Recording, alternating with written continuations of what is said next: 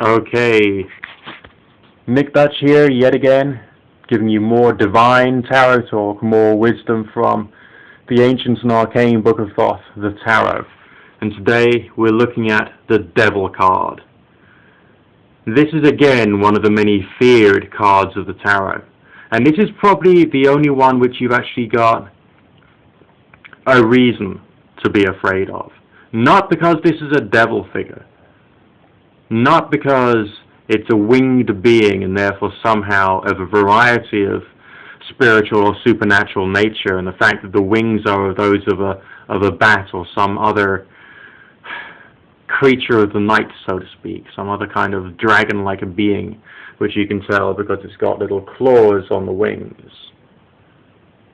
But because of the message of slavery and entrapment and powerlessness that it's talking about. This is, I find this one intriguing. As I said before, there is some kind of like divine or spiritual message here, but it's talking about spiritual desires going awry or not quite working according to plan. This character is holding a lamp. It's talking about illumination. But is the illumination the kind that you want? The flame on the lantern is red, a base energy color, okay? Not the mercurial yellow of the lantern of the hermit. Let's just take a little more of a look at the character. It has female breasts, suggesting carnal desires, or of an enticing female energy of some description. It is part animal, part goat, speaking of a type of creature which is essentially farmed, controlled, and of course eaten. So there is a message there of, oh my God, what's going to happen to me? Are my best interests being looked after? To which the answer in this case is no. But there is a sense of attraction and being attracted to an enslaved mentality. Again, it's holding a staff of office, suggesting control. But right at the bottom, it's got images of you and me. Creatures who are enjoying pleasure of some description, mythical fawn-like creatures, who are tied by the neck to the altar of the devil. And the altar of the devil is square in nature. We've already said that square things represent something strong, something powerful, something unmoving or undestroyable. It's also talking about the physical world. So you're tied to the physical world. You're obsessed with or infatuated with things of a physical nature, be it money, be it your stability, your survival, knowing you've got to do certain things for your survival. And yes, there is a Saturnian feeling about this. Over his phallus, we got the symbol of Mercury, suggesting he's tempting you with the fact that he can cure you of diseases, rather like the superstitious lying myths of certain practitioners of magic or the occult, saying that they could, when I was young, cure me of a certain disease, but not actually having the power to do things because, the devil signifies the prince of lies. Alright, so it is talking about believing lies rather than looking at what is true. It is talking about enslavement and entrapment. It's talking about being controlled. It's talking about seeing your life as being worthless because you're living for someone else's benefit.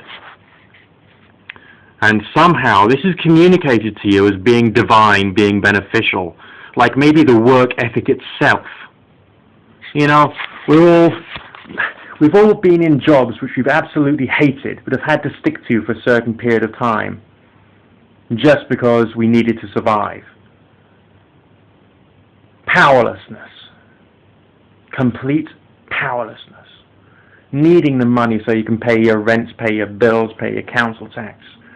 But hating the fact that the people you're working with are aggressive, bullying, antisocial, physically unhygienic. In one of the jobs I had anyway.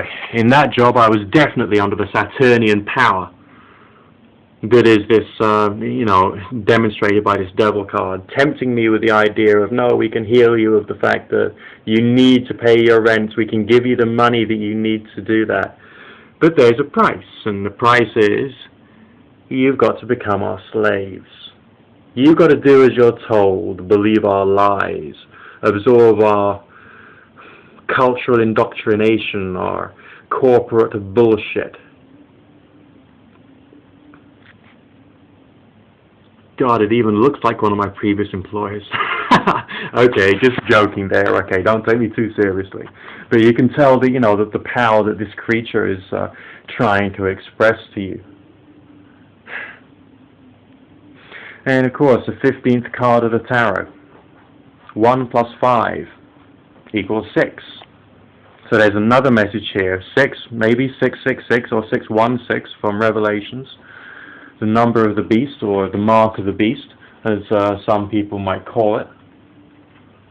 And it's essentially talking about the misery that you're going through in your job. The misery that you're going through when you're doing something that you don't like because you have to do it. And somehow you've got this illumination of, yeah, this is the right thing to do. I've got to look after myself financially. And all the time, if you're being honest, you'll know you're a slave. Now that is truly terrifying.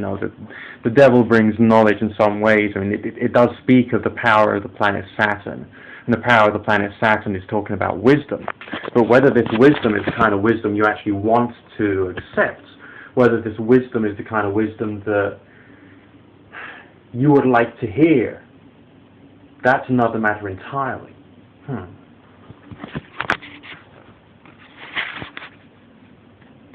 So there we go. It's talking about you, the way you are possibly even today, and you can't get free.